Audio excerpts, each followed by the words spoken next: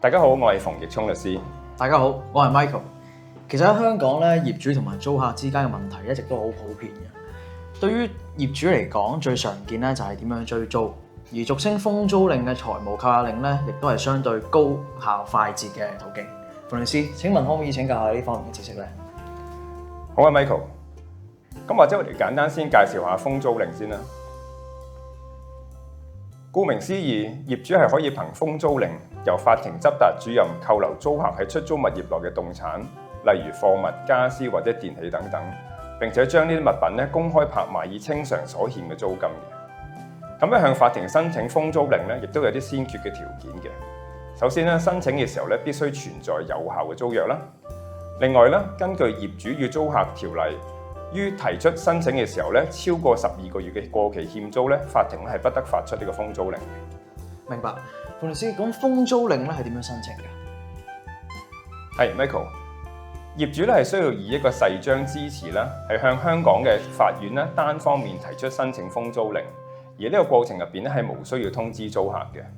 咁呢個支持誓章入邊啦，業主係需要列明租客嘅姓名啦、地址啦、出租物業同埋欠租嘅金額等等。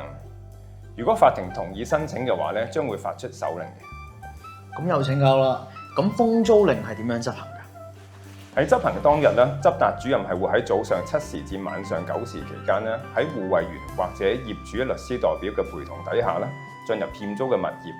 獲委任執行手令嘅執達主任或者人員咧，係可以強行咧開啟屋嘅門戶嘅。執達主任係會根據手令檢取手令所述嘅房屋或者住所內屬於租客表面管有嘅動產。執達主任會就住啲物品咧開出張清單咧，並會作出估價，而將呢個清單咧、估價單同埋法例要求嘅通知書咧交給租客咧或者租客嘅代表。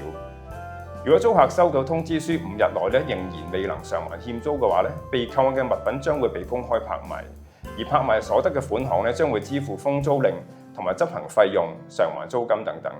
如果有任何盈餘嘅話咧，餘額將會還翻俾租客嘅。咦，咁如果喺出租物業裏邊揾到一隻昂貴嘅手錶，咁係咪就可以即刻追翻啲租金？咁啊未必嘅。如果有第三方嘅人士聲稱佢係扣押物品真正嘅擁有者，咁呢啲人士咧係可以向法庭咧申請咧發還呢啲物品嘅。同時，各位亦都要需要注意，唔係出租物業內所有嘅物品都可以被扣押。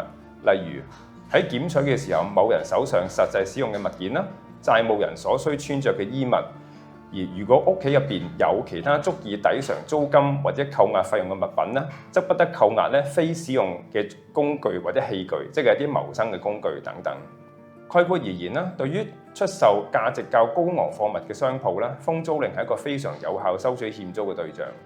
相反，對於一般住宅或者存放嗰啲欠價值物品嘅物業啦，甚至已經丟空咗嘅物業啦，業主係應該考慮循其他嘅民事途徑咧追討欠租或者收回物業。明白晒，多謝馮律師嘅介紹。如果觀眾有任何疑問或者有需要申請封租令，歡迎你哋隨時聯絡我哋 Sunlawyers。